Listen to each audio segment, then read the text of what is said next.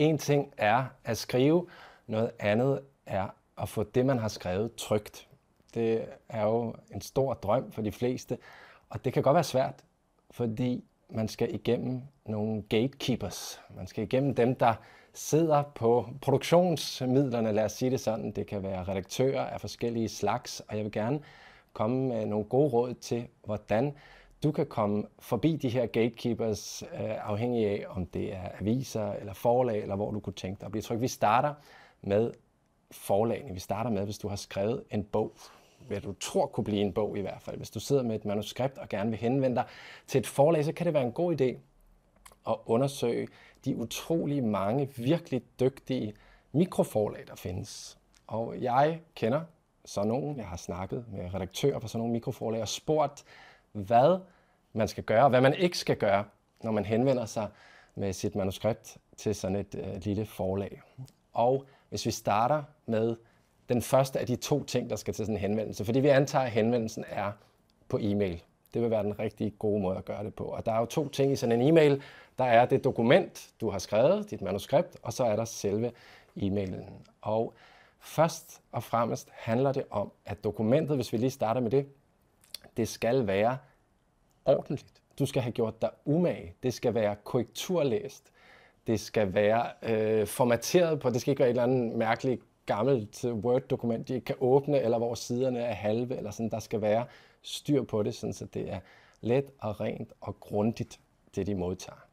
Det er virkelig en hovedpine ellers for redaktørerne. Så er der selve, hvad kan man sige, værkeligheden. Altså bogen eller manuskriptet skal have en virkelighed. Og hvad mener jeg med virkelighed? Altså det vil sige, det skal være på en eller anden måde tydeligt for redaktøren, at det kan blive til en bog. Altså man skal kunne se det potentielle værk i det. Det er jo ikke sikkert, at du er fuldstændig færdig, at du sender noget af det. Det er okay kun at sende et uddrag, eller måske har du ikke skrevet mere end, 30 sider eller sådan noget. Men det skal på en eller anden måde vise frem mod, hvad der kan blive til en bog. Altså en redaktør kan fortælle om at modtage 10 digte, og de kan være fine nok, men hvad skal de bruge 10 digte til? Altså det skulle du måske så have sendt til et tidsskrift, som kan bruge 10 digte. Altså, så på den måde skal det rumme potentiale, og det potentiale skal være synligt for redaktøren, at det her det kan blive til et færdigt værk. Og så til sidst, så er det vigtigt, at dit manuskript passer til forlaget. Der er utrolig mange, som bare sender løs, skyder til højre og venstre. Og noget, der er, det er faktisk især med mikroforlag, det er, at de føler sig tit lidt overset. Så det er en rigtig god idé at have sat dig ind i, hvad er det her for et forlag? Hvad er forlagets profil? Kig på, hvad de ellers har udgivet. Kig på, om det passer til det, du sidder og har arbejdet på. Og nævn det gerne. Altså nævn gerne, at du henvender dig til dem, fordi at den udgivelse, de har lavet, føler du, at dit arbejde er i tråd med. De føler sig set, de forstår, at du forstår dem. Og nu er vi så også allerede lidt fremme ved den følgemail, altså selve indholdet af e-mailen. Fordi det er der, du med fordel kan skrive, hvorfor du lige præcis henvender dig til det her forlag. Det, der ellers er vigtigt for selve e-mailen, det er igen, at den er grundig. Altså have styr på, hvordan man staver til navnene, både på redaktøren og på forlaget. Lad være med at have en mail fuld af stavefejl. Altså, det skal se ordentligt ud. Ikke? Jeg skal lige hoste. Så skal du præsentere dit manuskript. Og det skal du gøre uden at oversælge det og uden at undersælge det. Altså ingen grund til falsk ydmyghed og heller ingen grund til at stille dig frem som sådan en, der prøver at sælge high-tænder på et, det var mærkeligt, high-tænder, snake oil. Den røg lige den der. Det skal du gøre uden at undersælge det og uden at oversælge det. Altså ingen grund til falsk ydmyghed og ingen grund til at stille dig frem, som om du er sælger inde på Grøntorvet eller sådan. Altså bare fortæl det lige som det er. Og så skal du også præsentere dig selv selvfølgelig.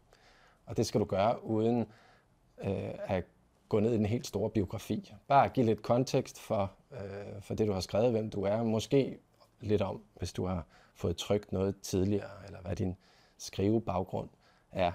Alt i alt, sådan måske en halv sides penge. Og så slut gerne med at gøre det klart, at du er åben for redigering af det her manuskript. Altså, at du tænker det her som starten på et samarbejde. Fordi det vil det være. Og som redaktør sidder man der og skal have meget med den her person at gøre, fordi de ved, hvor langt der er fra det første indsendte, og så til det bliver en bog. Det er et tæt samarbejde, og der er det vigtigt, at de ved, at forfatteren er åben for det her samarbejde, og ikke har en eller anden sådan fuldstændig fasttømret idé om, at et manus skal være lige sådan her, så ellers kompromisløser. Ja. Så giv det til kende, at du er klar til at samarbejde. Og så, hvis vi skal slutte med det, du ikke skal gøre. Du skal ikke under nogen omstændigheder sende en utålmodig rykkermail efter en uge. Folk har travlt. Ja. Du skal slet ikke ringe til forlagsredaktøren 3 gange på en søndag, eller dukke op ved deres hjem og ringe på dørklokken. Jeg nævner de her ting, fordi det er ting, som rent faktisk sker. Du kan godt, hvis der er gået en måned, uden du har hørt noget, lige følge op med en meget høflig og ydmyg e-mail, bare lige for at minde om, at du sendte den her for en måned siden, og selvfølgelig stadig håber at høre fra dem. Det er der ikke noget vejen for. Den sidste mulighed faktisk, det er at troppe op til nogle af de mange bogmesser, der er rundt omkring, hvor et hav af de her forlag, de har en stand. Det var faktisk sådan, jeg selv gjorde med et af mine manuskripter. Jeg gik rundt, sonderede terrænet, og der var rigtig, rigtig mange af de forlag der, hvor det slet ikke gav mening at præsentere mit manuskript. Men der var et, hvor jeg synes, det gav mening. Det så ud som om, den slags bøger, de udgav, mindede lidt om det, jeg kom med. Og i det tilfælde, der er der 2 ting, som er værd at huske på. Det første er, at dit manuskript skal være i god stand. Printet, fint styr på det, sidetallene, og det skal ikke, altså som redaktør, de er ude for, at folk kommer med ting, de har skrevet på servietter, eller sådan, bare sådan et manuskript, der lugter enormt dårligt, fordi jeg ved ikke, hvor det har ligget. Altså, det skal bare være i orden, ikke? Og en sidste rigtig god sådan insider-tip her, et lille staldtip, det er, køb en bog. Ja. De står der for at sælge deres bøger.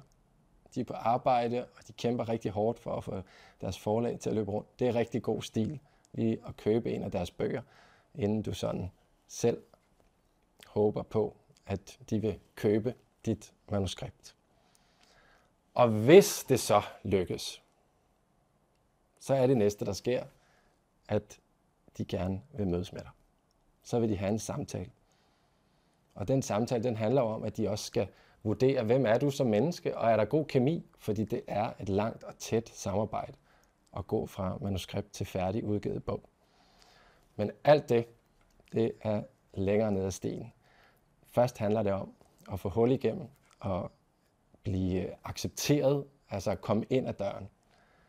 Det var min bedste råd til at komme ind ad døren hos de små forlag. Jeg ønsker dig rigtig meget held og lykke med dit forsøg på det.